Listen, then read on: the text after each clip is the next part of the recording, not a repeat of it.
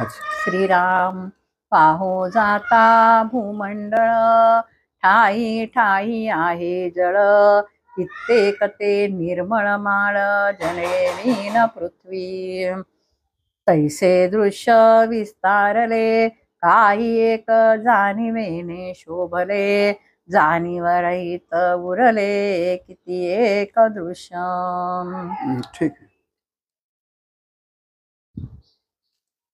आजचं हे निरूपणाचं जे प्रयोजन आहे ते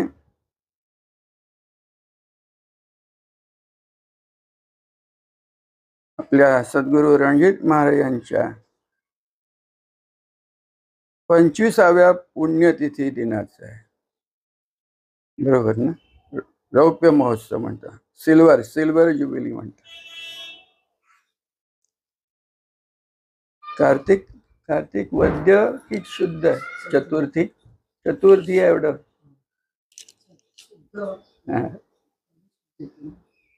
ठीक आहे. तर इंग्रजी तारीख तेव्हा 15 नोव्हेंबर होती, बरोबर, 2000 साली.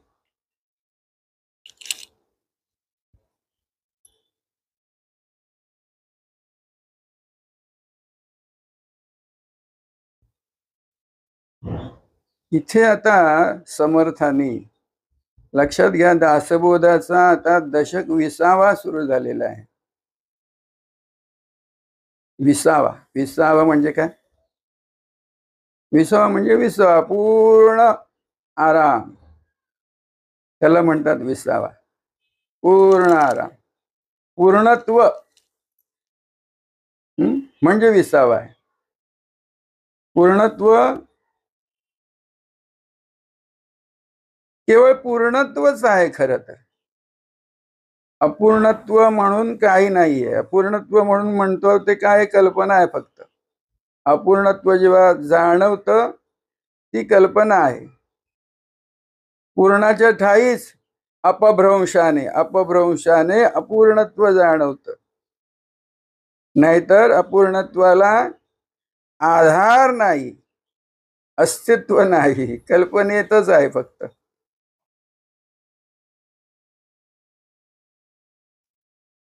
आपल्या रणजित महाराजांनी तर हे केवढं विस्ताराने वेळोवेळी सांगून ठेवलेलं आहे. जसं आमच्या महाराजांनी, निसर्ग महाराजांनी, तसं रणजित महाराजांनी वेळोवेळी.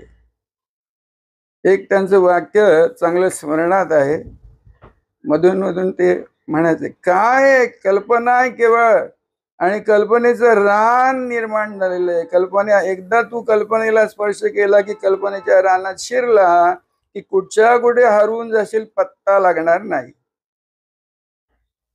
त्यांनी तेच कार्य केलं. तुम्हा आम्हाला कल्पनेच्या रानातून बाहेर काढलं. रणजित महाराजांचं कार्य काय की आम्हा अज्ञानी जनांना ह्या कल्पनेच्या अज्ञानाच्या अरण्यातून बाहेर काढलं, निर्भय करून सोडलं. कसं? सत्य म्हणून काय आहे ते अगदी सहज उघड करून टाकलं रणजित महाराज. सत्य काय आहे, अगदी बाळबोध भाषेमध्ये, सोप्या भाषेमध्ये असं उघड करून तळहातावर ठेवलं.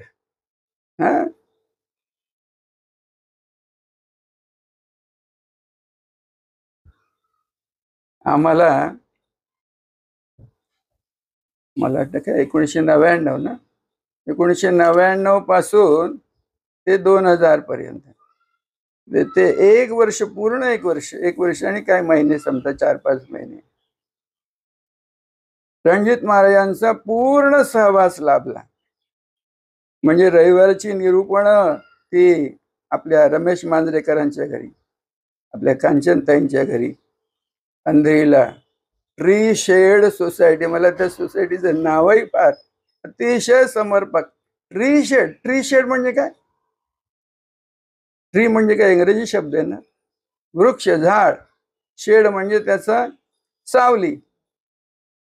आणि आम्ही खरं सांगतो तुम्हाला सत्य, की त्या रणजित वटवृक्षाच्या सावलीमध्ये आम्ही ते शेवटचं वर्षभर 99-2000 त्या वटवृक्षाच्या साधू पुरुषाच्या पूर्वीच्या काळी सुद्धा असं होतं की एखादा साधू पुरुष सद्गुरू एखाद्या वृक्षाच्या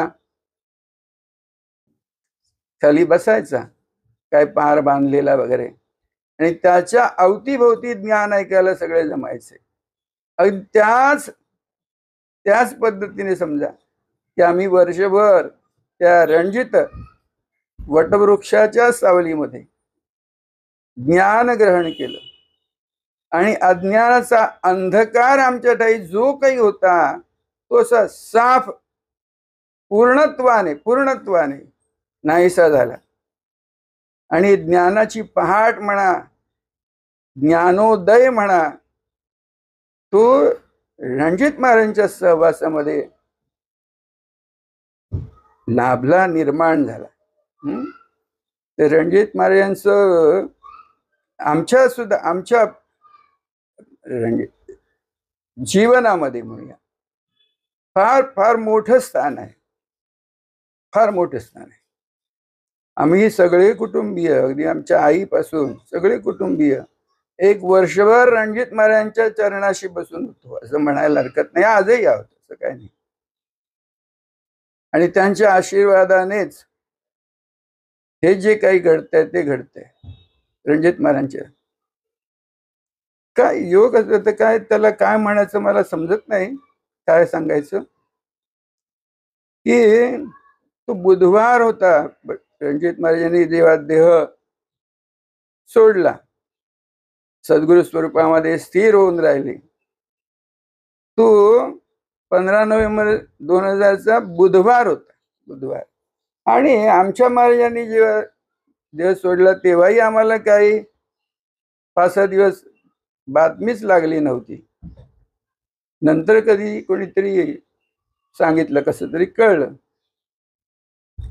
त्या पद्धतीने रणजित महाराजांना जेव्हा ते हॉस्पिटलमध्ये होते तेव्हा 1-2 तास जाऊन पाहून आलेलो.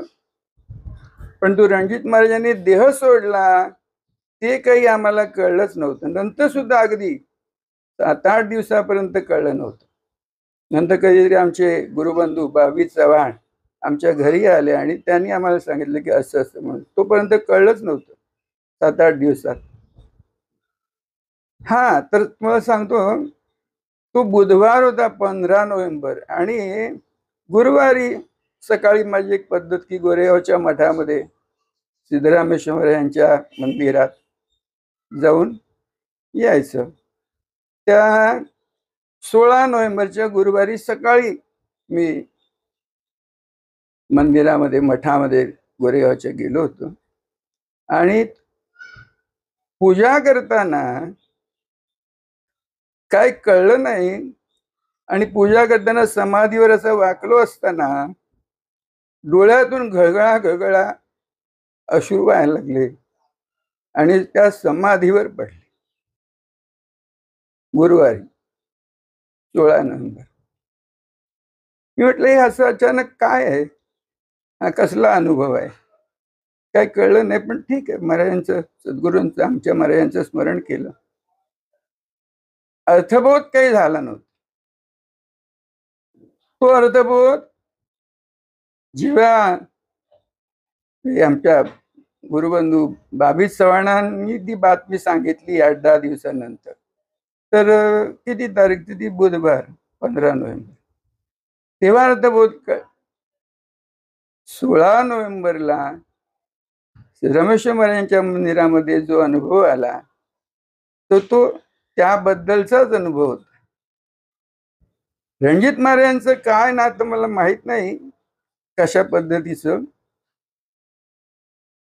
जेव्हा त्याच्या आधीच्या वर्षी मला वाटतं गुरुपौर्णिमा बागेवाडीला होती आणि रणजित महाराजांनी सगळे शिष्य ते आमचे डॉक्टर चव्हाण पण तिकडे होते, गुरुबंधू. आणि तिथेच मला वाटतं बरोबर तिथे त्यांना अगदी अस्वस्थ वाटलं रणजित महाराजांना. असंच आरतीच्या वेळी मला काय माहिती, मी काय तिथे हजर नव्हतो, पण तो नंतर ह्यांनी सांगितलं तेव्हा की अगदी महाराजांचं त्यांना काही भानच उरलं नव्हतं असं. त्या डॉक्टरांनी, आमच्या गुरुबंधू चव्हाण डॉक्टरांनी त्यांना तपासलं वगैरे, आणि त्यांनी काय सांगितलं तर त्या लोकांना शब्द काय त्यांचे असतील मला माहित नाही. नंतर महाराज पूर्ण शुद्धीमध्ये, आणि पुढे आरती वगैरे झाली असणार कार्यक्रम, पण ते काहीतरी तपासलं होतं आमच्या त्या डॉक्टरांनी. आणि त्या क्षणाला, त्याच दिवशी, त्याच सणाला, त्याच्या आधीच्या दिवशी ही गुरुपौर्णिमा होती, त्याच्या आधीचे 2 दिवस समजा, मला स्वतःला असा एक विचित्र अनुभव आलेला की काय म्हणतो त्याला, हार्ट अटॅक सारखं म्हणा, काय म्हणा तसं. आणि ते अस्वस्थ वाटल्यामुळे मी परस्पर ते शाळेच्या काहीतरी कामालाच गेलेलो भेटीला बोरीबंदरला. तिथून संध्याकाळी 7:15च्या दरम्यान गोरेगावला उतरलो आणि अस्वस्थ वाटायला लागलो म्हणून स्वतःच मी डॉक्टरकडे तपासायला गेलो, बरोबर ना, पानवलकर, डॉक्टर पानवलकर. आणि मग त्यांनी ते तपासलं, ते काय लावतात ते सगळं, ECG वगैरे सगळं, आणि त्यांनी ताबडतोब तिथे दाखल करून घेतलं. म्हणजे त्या गुरुपौर्णिमेच्या आधी 2 दिवस. असं. आणि आपलं तर त्या सुरूच होतो ना, मग सद्गुरूंचा धावा आपण करतो. आमच्या सद्गुरूंचा धावा केला सिद्धराम. तेव्हा काय करणार आम्ही, काही बिकट प्रसंग वळवला की आम्हाला आमच्या महाराजांनी सांगून ठेवलेलं होतं, काही कमी जास्त वाटलं तर मनात सिद्धरामेश्वर महाराजांची आरती करा, बस, दुसरं काय करू नका, धावा करा. आणि आपलं जयघोष सिद्धरामेश्वर महाराजांचा, आमच्या सद्गुरूंचा एवढं चालू होतं. तर त्यातून बाहेर आलो. आणि मग पुढे वर्षभर रणजित महाराजांच्या चरणाशी आम्ही राहिलो. तिथून बागेवाडीहून महाराज आले, आणि वर्षभर नंतर पुढे 1.5 वर्ष पुढे, नोव्हेंबर पर्यंत, म्हणजे 1 वर्ष आणि ते 2-3 महिने पुढे रणजित महाराजांनी कार्य केलं, बरोबर, असंच आहे ना. आणि आम्हाला तो सहवास, ते ज्ञान, पूर्णत्वाचं ज्ञान त्यांच्या सहवासामध्ये प्राप्त झालं. तर ही काय योजना आहे आमच्या सिद्धरामेश्वर महाराजांची, आमच्या निसत्त महाराजांची काय योजना आहे बघा. आणि एक रविवार कुठचा चुकला नाही, 1 वर्ष 2 3-4 महिने. आणि रणजित महाराजांच्या सहवासामध्ये तो ज्ञानाचा प्रकाश म्हणा आम्हाला लाभला. जीवनामध्ये सद्गुरू रणजित महाराजांचं स्थान फार, जसं आमच्या महाराजांनी आम्हाला ते म्हणून काय वाक्य आमच्या महाराजांची आठवतात, वाक्य अशी की त्यांनी आम्हाला एक सांगून ठेवलं होतं की माझ्या गुरुबंधूचा जेवढा तुम्ही माझा सन्मान करता, तेवढा सन्मान माझ्या गुरुबंधूंचा करा. आता अर्थ लक्षात घ्या. तेव्हा आमच्या महाराजांच्याच ठाई आम्ही रणजित महाराजांना मानतो. ठीक आहे, बरं. आता तुम्ही वाचलात ते शेवट हा शेवटचा ह्या समाजातला शेवट. राम उपासना तेने पावले निरंजना, निसंदेह हनुमाना ठावची नाही. बघा निसंदेह व्हायचं आहे. तुम्ही आम्ही काय करून बसलो, देह हे माझं रूप आहे आणि देह म्हणजेच मीच आहे, देह म्हणजे मीच आहे, वेगळं मला काही अस्तित्व आहे की नाही हे कोणाला कळत पण नाही. तर ते देह रूप वर्ज करणं, वजा करणं, किंबहुना नाहीसं करणं, बाजूला करून टाकणं, आड करून टाकणं आणि त्याच्या ठाई, देहाच्या ठाई म्हणजे देहाच्या मुळात, देहाच्या मागे जो आधार रूप आहे तो आत्मा आहे. आत्म्यामुळे सगळं, साधी गोष्ट आहे, कळतं. आत्म्यामुळेच सगळं काही होतं. आत्मा नसेल तर देह कुठे आहे? जे काही आता बसून इथे ऐकतोय तो कोण? तो आत्मा आहे म्हणून. नाही तर देह जा पडला तर झाला की हलणं, बोलणं, चालणं, खाणं, पिणं जो काही व्यवहार होतो ते आत्म्याच होतोय. म्हणून निसंदेह व्हायला पाहिजे. निघून गेला पाहिजे. संदेह म्हणजे शंका, प्रश्न. मी देह आहे हे पूर्ण नाहीसं झालं पाहिजे. अनुमान नाही तिथे, अनुमान नाही. म्हणजे असं असेल किंवा तसं असं नाही, अनुमान नाही. ज्याची त्याची खात्री झाली पाहिजे. प्रचिती, स्वानुभवाची, स्वरूपाची खात्री झाली पाहिजे. निसंदेह अनुमाना ठावाची नाही असं झालं पाहिजे. अनुमान नकोय. स्वतःची स्वतःला प्रचिती आली पाहिजे. सुरुवातीला काय याच सुरुवातीला काय म्हटलंय त्यांनी? आत्मा राम उपासना तेने पावले निरंजना. हा, मग उपासना कोणाची करायची? आम्ही व्यवहारामध्ये जगामध्ये जे काही चाललेलं आहे ते देहाची उपासना चाललेली आहे. जो तो सगळं जे काही चाललंय ते देहाच्या आधारे चालले. तसं न करता देहाची उपासना मोडीत काढा, मोडीत काढा आणि आत्मा राम उपासना करा. आत्माच मी आहे असं म्हणणं आणि तसं राहणं ही आत्मारामाची उपासना आहे. बघा, लक्षात घ्या. हे काय पोथी वाचतो किंवा काय पूजा करतो नाही. तिथं ते करायला पाहिजे एक वळण घेण्यासाठी. देहाची सवय घेतली आहे ती नाहीशी करण्यासाठी आपण देव आहोत याची सवय घेतली पाहिजे. तशी पूजा केली पाहिजे. म्हणून कुठेही पूजा कराल ना तर आपणच देव आहोत, आपण देह नाहीत, आपण देव आहोत असं मानणं म्हणजे मी आत्मा राम आहे असं मानणं आणि तसं आहे याची खात्री करून घेणं म्हणजे आत्माराम उपासना. तर ते आत्माराम उपासना करता करता करता काय होत आहे त्याच्या पुढे काय म्हणते? आत्माराम उपासना तेने पावले निरंजना. तेने पावले निरंजना. पावले निरंजना. पावले म्हणजे मिळाले, प्राप्त झाले. त्या निरंजनाला, ते जे निरंजन, निर्गुण, निराकार परमात्म स्वरूप आहे त्याला आपण प्राप्त होतो एका आत्मारामाची उपासना केल्याने. बघा, आता पहिली ओवी जी आहे या समासातली, तिथे काय सांगतात समर्थ? की तुम्ही जगामध्ये हा जो नाना प्रकार, आकार, विकार, काय काय काय काय ह्या सगळ्याचा अनुभव घेतात, बरोबर ना? घेतात. तो कशामुळे येतोय अनुभव? कशामुळे येतोय अनुभव? तर तुमच्या ठाई तुम्ही म्हणून आत्मा आहात म्हणून येतोय. म्हणून त्यांनी पुढे पुढे ते एक पालुपद आहे या प्रत्येक ओवीमध्ये की गुण आत्मयाचे. तुम्ही जे काही म्हणा, देव देवता अमक तमक हे ते जे काही आहे ते सगळं आत्मयाचे गुण आहेत.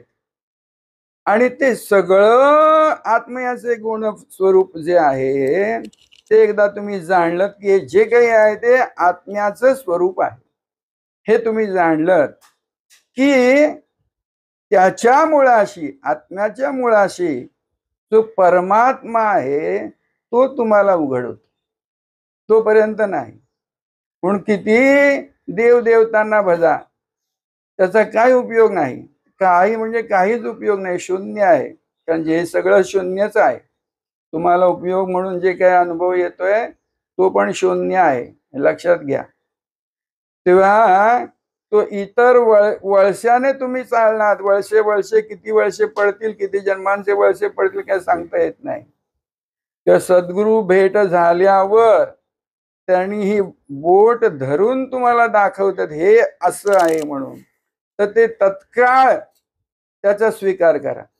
तिथे अनुमान आणि अनुमान काय ठेवू नका. संशय निसंदेह ताबडतोब म्हणजे त्या क्षणी मुक्ती लाभे तत्क्षणी, असा प्रकार व्हायला पाहिजे.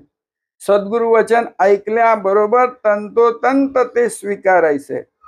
त्याला सद्गुरु आज्ञेचं पालन करणं. गुरुंनी सांगितलं ना, तू हे आहेस, होय, बस होय म्हणा, तथास्तु म्हणा, स्वतःच्या ठाई.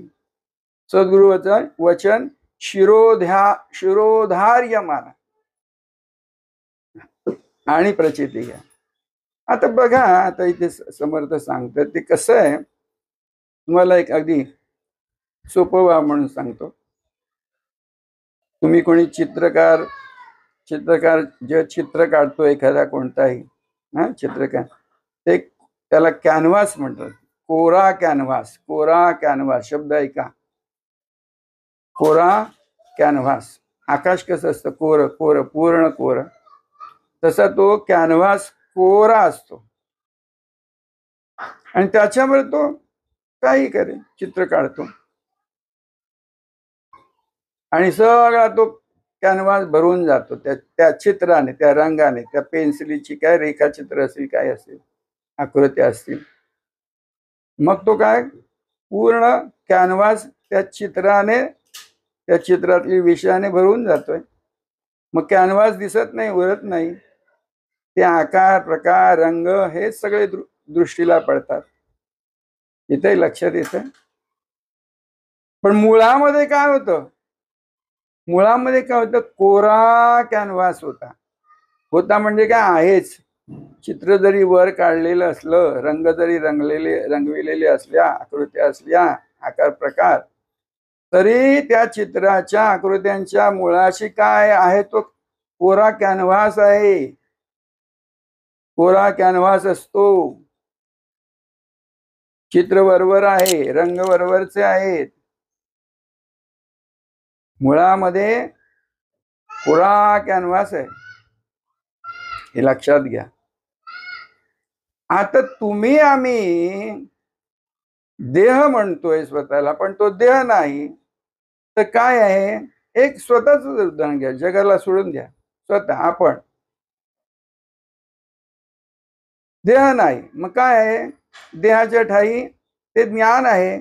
आपण आहोत, मी आहे, त्याला काय म्हणतो आपण, मी आहे हे ज्ञान. त्याला काय आपण म्हणतो, जाणीव आहे. जाणीव,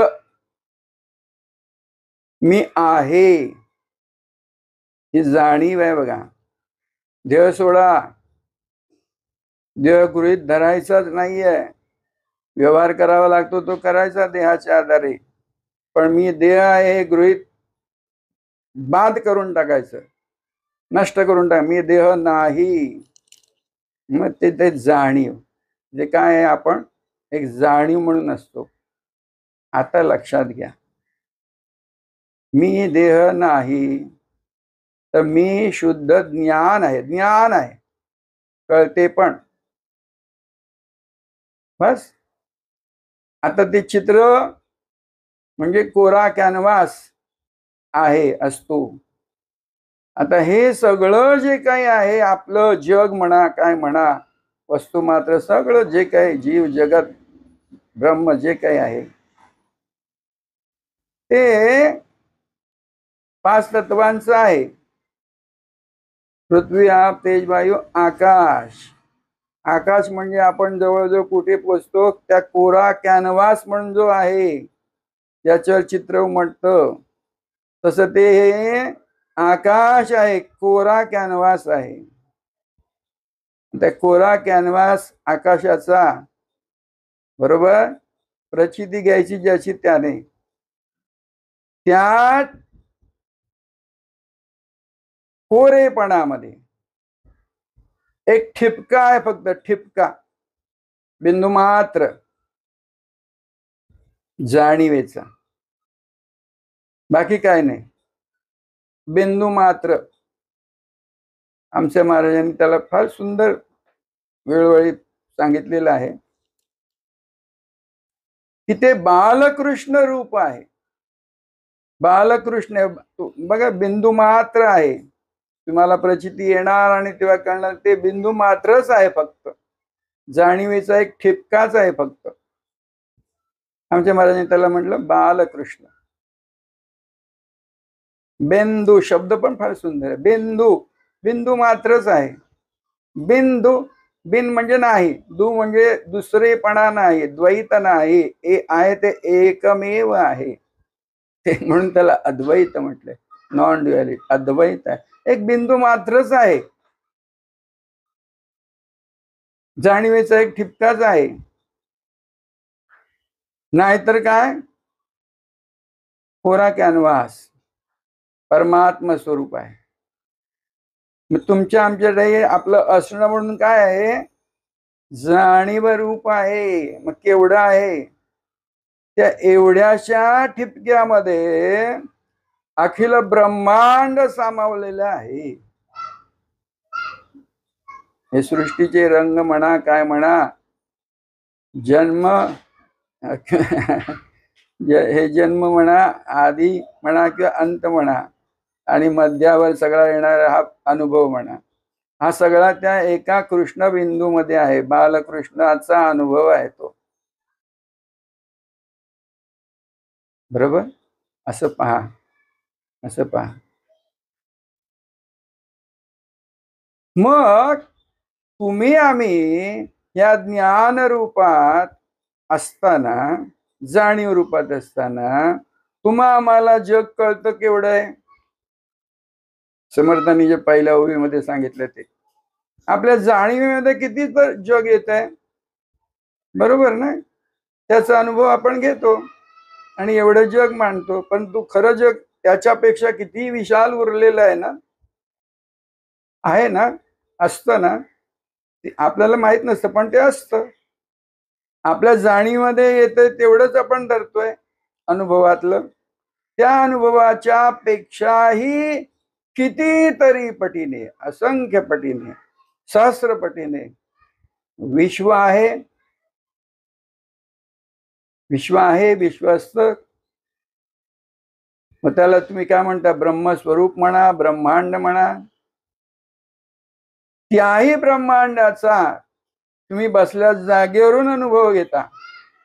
सूर्याकडे पाहता, चंद्राकडे पाहता, नक्षत्रांकडे पाहता, सगळ्याचा अनुभव घेताय बसल्या जागेवरून. त्या तुमच्या ज्ञानाच्या कक्षेमध्ये त्या बालकृष्ण एवढ्याशा ठिपक्यामध्ये अखिल ब्रह्मांड, कितीतरी ब्रह्मांडाचा अनुभव तुम्ही घेऊ शकता, घेताय.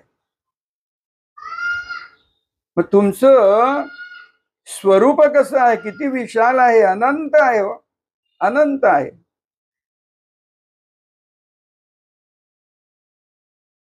हे जाणं, हे ओळखा, स्वरूप काय आहे. आणि ते कसं नुसतं अनंत नाही, अमृत आहे. अमृत, अमृत शब्दाचा अर्थ कळतो ना तुम्हाला, म्हणजे जन्म आणि मरणाच्या पलीकडे असलेलं सदोदित असं स्वरूप आहे. सदोदित. आमच्या महाराजांनी खूप वेळा सांगितलंय, तुम्ही ती मरणाची कल्पना, मृत्यूची कल्पना तुमच्या पायाच्या टाचीने अशी घासून टाका, नाहीशी करून टाका. मरणाचं भय तुम्हाला नाही. सद्गुरुपुत्राला, गुरुपुत्राला मरणाचं भय नाही. कारण तो कोणती प्रचिती घेतो, की आपला जन्मच झालेला नाही. रोज सकाळी जाग येते आणि आपल्या डाई हे जग उभं राहतंय. झोप येते तेव्हा जग त्या झोपेमध्ये नाहीसं होतंय. ही प्रचिती आहे की नाही? तसंच आहे, तसंच आहे. म्हणून उत्तिष्ठ, जागृत, उठा, जागे व्हा. स्वतःची स्वरूपाची अमृत अशा अनादि सिद्ध अशा स्वरूपाची, आत्मस्वरूपाची ओळख करून घ्या. किती भाग्याने तुम्हाला सद्गुरु भेट होते, काहीतरी भाग्य असेल आणि सद्गुरूची भेट होते. सद्गुरु ज्ञान म्हणजे आत्मज्ञान ऐकण्याची काय संधी मिळते. काय भाग्य असेल तरच, नाही तर जगामध्ये किती लोक पडलेले. परंतु आत्मज्ञान श्रवण करण्याची म्हणजे ऐकण्याची. आणि लक्षात घ्या, आत्मज्ञान हे श्रवणानेच प्राप्त होतं, वाचनाने नाही. वाचनाने माहिती मिळेल तुम्हाला किंवा अनेक काय काय तुम्ही कराल उपासना वेगवेगळ्या, पण खरी आत्माराम उपासना जी आहे ती श्रवणातूनच होणार. श्रवणाद्वारे आत्मज्ञान जेव्हा ऐकायला मिळतं तेव्हा ते त्या कर्ण संपुटातून डायरेक्ट म्हणा, थेट म्हणा, तुमच्या स्वरूपामध्ये ठसत, उमटत. तेव्हा सद्गुरु माय आहे. जशी आपल्या बालकाला आई ते दूध पाजते, तसं ज्ञानाचं दूध सद्गुरु माय पाजत असते. तेव्हा श्रवण करा. जीवाचे कान ऐकून तुम्ही ते ज्ञान श्रवण केलं पाहिजे. ठीक आहे, वाऱ्यावरची वरात नाही. वाऱ्यावरची वरात म्हणजे हे तुमचं हे आताच असणं आहे. तर ज्ञान ऐकणं म्हणजे ह्या वाऱ्यावरच्या वरातीतून बाजूला होऊन मूळ स्वरूपाला गवसणी घालणं आहे. तर जेव्हा जेव्हा तुम्हाला ज्ञान ऐकायची संधी मिळेल, आम्हाला ती लाभली आमच्या महाराजांच्या सहवासात. अगदी लहानपणापासून त्यांचं दर्शन, त्यांचा सहवास, आणि नंतर अगदी सांगायचं झालं तर आमच्या महाराजांच्या सहवास आम्हाला जो 1974 पासून म्हणूया खऱ्या अर्थाने, त्या लहान लहान असताना आमच्या महाराजांच्या लहान मुलांना घेऊन येऊ नका इकडे. ते आमच्या बाबांनी काही आम्हाला तिथे वडिलांनी तिथे नेलं नाही, कधीतरी चुकून. परंतु जेव्हा आम्ही इच्छा प्रकट केली की आम्हाला तर तो नाम मंत्र हवा, तेव्हा वडिलांनी महाराजांकडे नेलं. ते काय 17व्या वर्षी 17व्या वर्षी असेल, 1974. त्याच्यानंतर 1981 पर्यंत आमच्या महाराजांतून थेट गुरुवारी रविवारी आम्ही तिथे जायचो महाराजांच्या घरी, आश्रमामध्ये, वनमाळी भुवनामध्ये, केतवाडी. तिथे महाराजांच्या सहवासात नाही. पण तेव्हा काही एवढा काहीतरी आपण दिव्य भव्य असं ज्ञान आपण ऐकतो आहोत आणि केवळ आपल्यासाठीच हे ज्ञान आहे अशा पद्धतीने ते ज्ञान तेव्हा श्रवण व्हायचं. अनेक लोकांनी तो अनुभव घेतला. त्यावेळी आम्ही पाहिलं, देशातले विदेशातले कितीतरी लोक तिथे यायचे. त्यांनी ते ज्ञान ग्रहण केलं आणि जीवनमुक्त झाले, या फेऱ्यातून सुटले. अनेक लोक जिज्ञासू साधक. आणि त्या पद्धतीचाच अनुभव रणजित महाराजांच्या सहवासामध्ये आम्हाला प्राप्त झाला, ज्ञान ग्रहण करण्याचा, ज्ञान अर्जन करण्याचा. तर काही भाग्य म्हणून अशा थोर सत्पुरुषांची भेट झाली, त्यांचा थेट सहवास आम्हाला लाभला, त्यांच्या चरणाशी बसून ज्ञान ऐकण्याचं भाग्य लाभलं. तर आजच्या दिवशी रणजित महाराजांच्या पुण्यतिथीच्या पवित्र दिवशी त्या सद्गुरु स्वरूपाचं जेव्हा आम्ही स्मरण करतो तेव्हा तेच आम्ही आहोत. ते स्वरूप जे रणजित स्वरूप आहे, जे निसर्गदत्त स्वरूप आहे, जे सिद्धराम स्वरूप आहे, ते स्वरूपच आम्ही आता या क्षणी आहोतच. आणि ते स्वरूप कसं आहे, निरंतर आहे, याची आम्हाला खात्री आहे. आणि ती खात्री तुम्ही तुमच्या ठिकाणी करून घ्यावी. कारण कोणाचंही असणं आत्माराम म्हणून असणं हे जेव्हा त्याला कळतं की मी देह नाही, मी आत्मा आहे, हे कळतं. कळणं, रणजित महाराजांचे शब्द आहेत, कळणं, बस कळलं पाहिजे, दुसरं काय नाही इथे.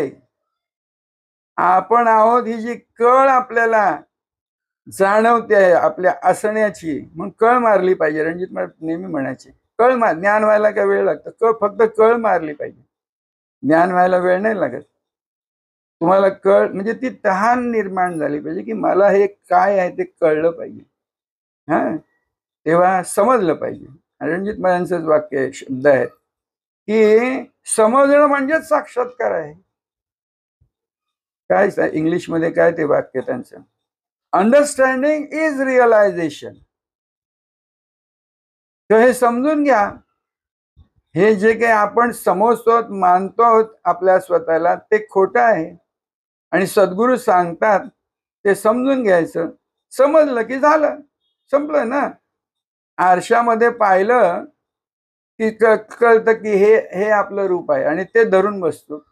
तर तसं न पाहता सद्गुरूंच्या ज्ञानाच्या आरशामध्ये स्वतःला पाहायचंय आणि ते स्वरूप, ज्ञान स्वरूप आपण आहोत असं उघड करून घ्यायचं स्वतःच स्वतःला. किंवा हे सद्गुरु स्वरूपच आपण आहोत याची खात्री करून घ्या आणि तसे राहा, तसे राहा.